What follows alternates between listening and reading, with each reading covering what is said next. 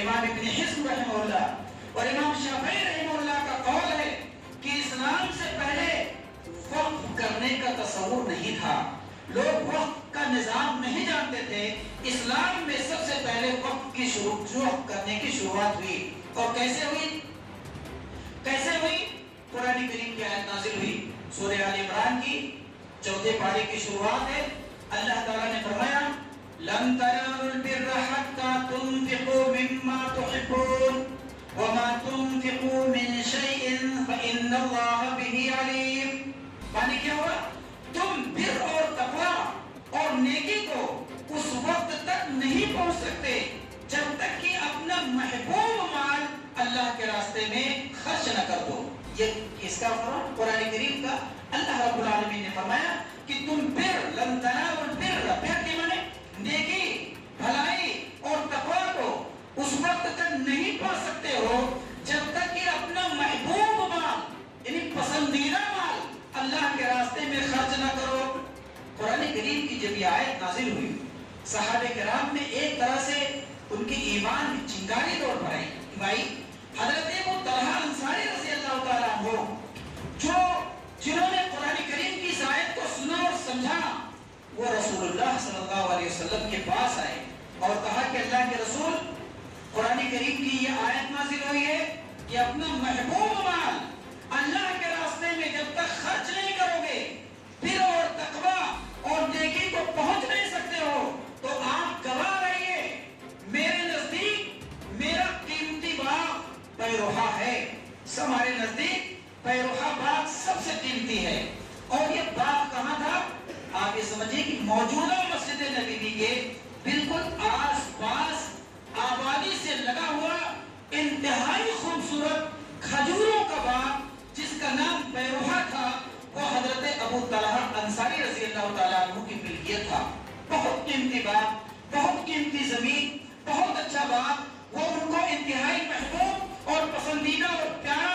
وہ رسول اللہ صلی اللہ علیہ وسلم کے پاس آیا کہ اللہ کے رسول، یہ باغ میری زمین و جائیداد میں میرے نزدیک سب سے محبوب ہے، سب سے پسندیدہ ہے، اور میں اس کو اللہ کے راستے میں خرچ کر دینا چاہتا ہوں، میں اس باغ کو اللہ کے راستے میں وقف کر دینا چاہتا ہوں۔ نبی پاک علیہ السلام کے سے آپ نے مشورہ کیا، آپ صلی اللہ علیہ وسلم نے مشورہ دیا کہ آپ پھر اپنے اس قیمتی باغ کو اگر وقف کرنا چاہتے ہو تو اپنے غریب رشتہ داروں میں وقف کر دو۔ کہاں وقف کر دو؟ غریب رشتہ داروں میں اس باغ کو وقف کر دو، جس سے آپ کے غریب رشتہ دار آپ کی اس قیمتی باغ سے فائدہ اٹھائیں۔ چنانچہ حضرت ابو طلحہ انصاری رضی اللہ تعالیٰ عنہ نے وہ باغ اپنے غریب رشتہ داروں میں انہوں نے وقف کر دیا اللہ کے لیے۔ اسی طرح سے حضرت عمر رضی اللہ تعالیٰ عنہ نے قرآن کریم کی اس آیت کو پڑھنے اور سمجھنے کے بعد رسول اللہ صلی اللہ علیہ وسلم کے پاس آیا اور کہا اللہ کے رسول، آپ گواہ رہیے ہمارے نزدیک ہمارے مال و جائیداد میں سب سے قیمتی ہمارا خیبر کا باغ ہے، جو مال غنیمت کی شکل میں ہم کو ملا تھا۔ وہ باغ ہم کو ہماری زندگی میں بہت قیمتی ہے، میں اس کو اللہ کے لیے وقف کر دینا چاہتا ہوں۔ رسول اللہ صلی اللہ علیہ وسلم نے حضرت عمر بن خطاب رضی اللہ تعالیٰ عنہ سے کہا تو پھر اس کی ایک شکل یہ ہو سکتی ہے کہ آپ اصل کو روک لو اور پھل کو اللہ کے راستے میں وقف کر دو۔ یہ وقف کی دوسری شکل ہے۔ دوسری شکل کیا؟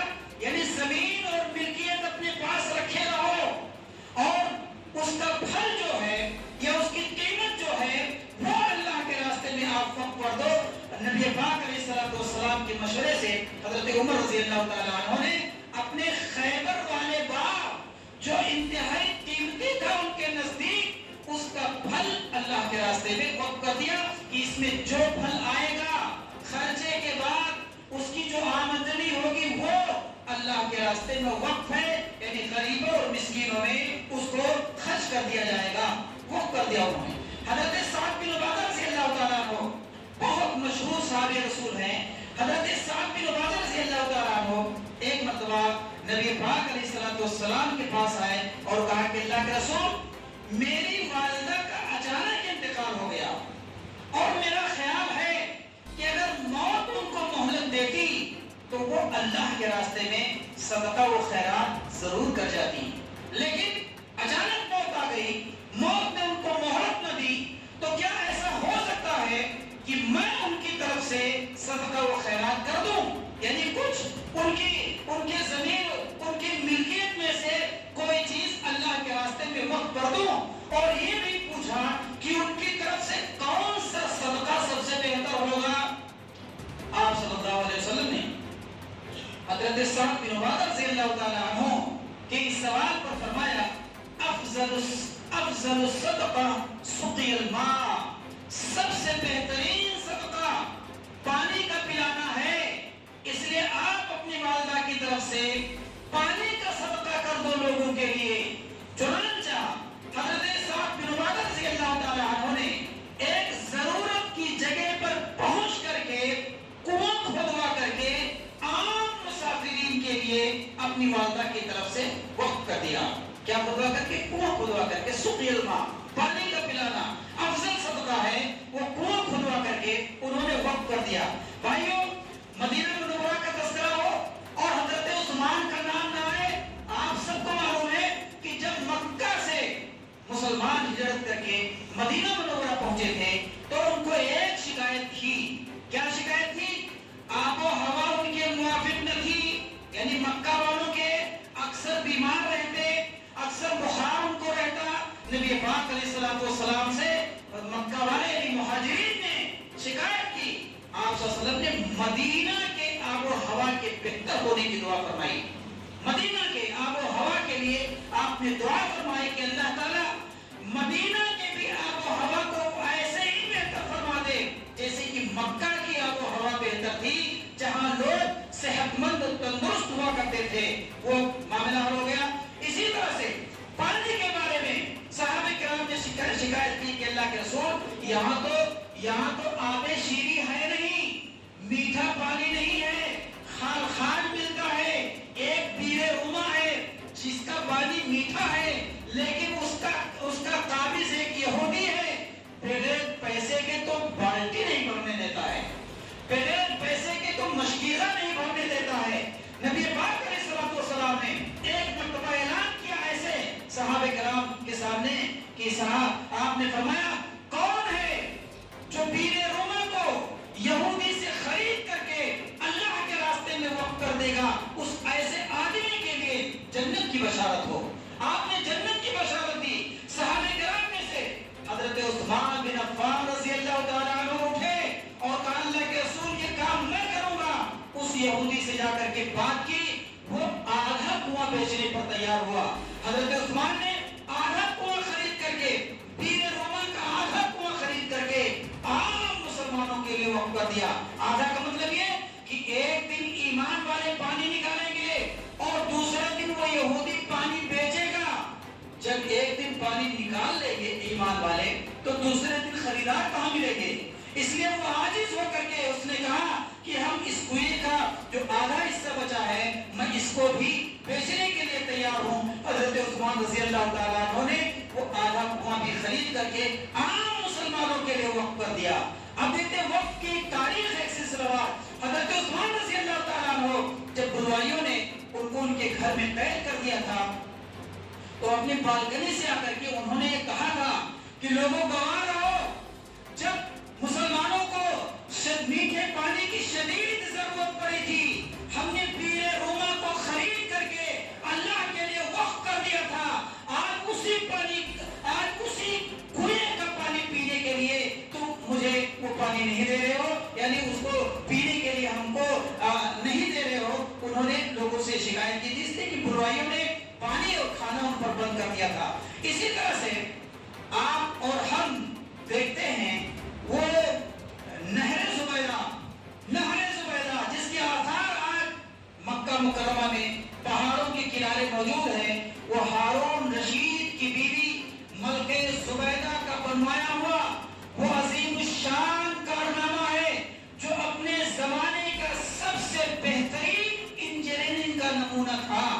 جب مکہ میں حاجیوں کو، حجاج کو پانی کی شدید قلت پڑ رہی تھی، لگاتار لوگوں نے شکایت کی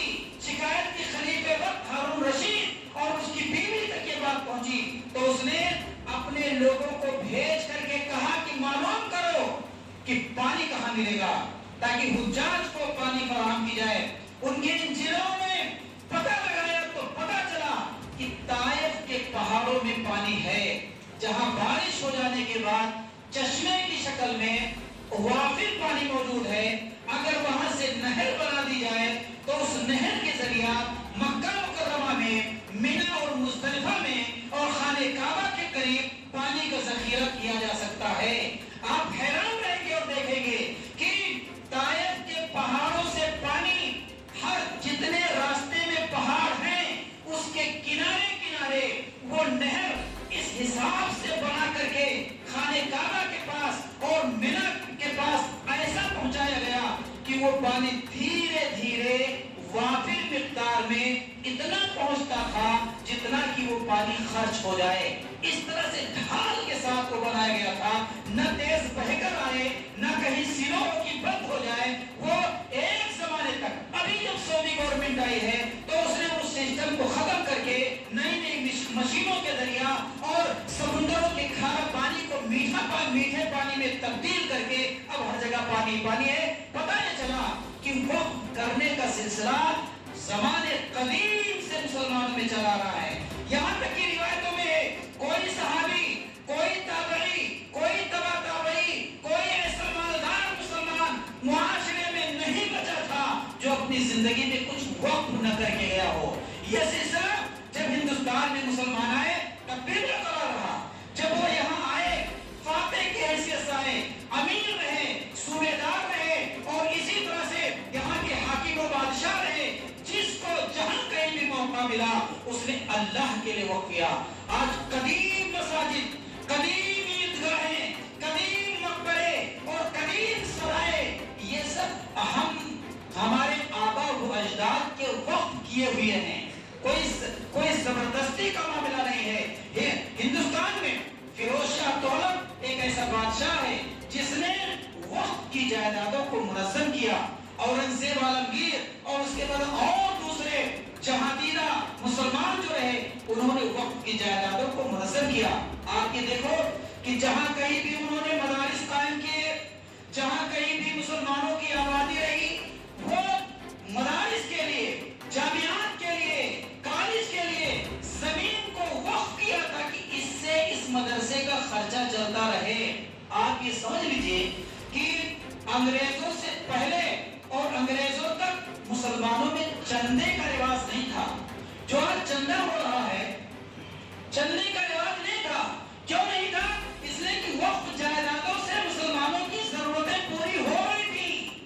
جب انگریزوں نے بہت ساری قیمتی وقف جائیدادوں پر قبضہ کر لیا اور اس کو حکومت کے ماتحت کر لیا تو اب جب مسلمانوں سے وقف کی چیزوں سے فائدہ نہیں ملا تو چندے کی موجودہ شکل جو ہمارے یہاں موجود ہے یہ آزادی کے بعد کا سلسلہ ہے۔ جو رسید لیے لوگ چندہ کرتے پھر رہے ہیں وہ وہی ہے کہ وقف جائیدادوں سے خاطر خواہ مسلمانوں کو فائدہ نہیں مل رہا ہے۔ بھائیو، وقف کی شکل میں ہمارے یہاں مسلمانوں میں بہت قیمتی اراضی اور بہت سے قیمتی مساجد اور بہت سے قیمتی قبرستان اور عیدگاہ موجود ہیں۔ ان کی حفاظت، ان کی ذمہ داری ہم سب کا مذہبی فریضہ ہے۔ آج کے موجودہ ماحول میں وقت کے تعلق سے جو کچھ تشویش کی باتیں آتی ہیں، ہمارا جو کام ہے وہ یہ کہ ہم اللہ تعالیٰ سے دعا کریں کہ اللہ تعالیٰ دشمنوں کی غلط نظروں سے ہمارے وقف جائیدادوں کو محفوظ رکھے۔ اسی طرح سے وقف کرنے کا جو سلسلہ ہے وہ سلسلہ انشاءاللہ جاری و ساری رہے گا، اس لیے کہ مسلمانوں کا یہ مذہبی فریضہ ہے۔ اللہ تعالیٰ ہم سب کو وقت کو سمجھنے اور اس کے بہتر انجام کے لیے اللہ تعالیٰ سے دعا کریں کہ اللہ تعالیٰ ہم سب کو اس کی توفیق عطا فرمائے۔ آمین وآخر دعواہم الحمد للہ رب العالمین۔ اقول قولی ھذا واستغفر اللہ لی ولکم ولسائر المسلمین من کل ذنب فاستغفروہ انہ هو الغفور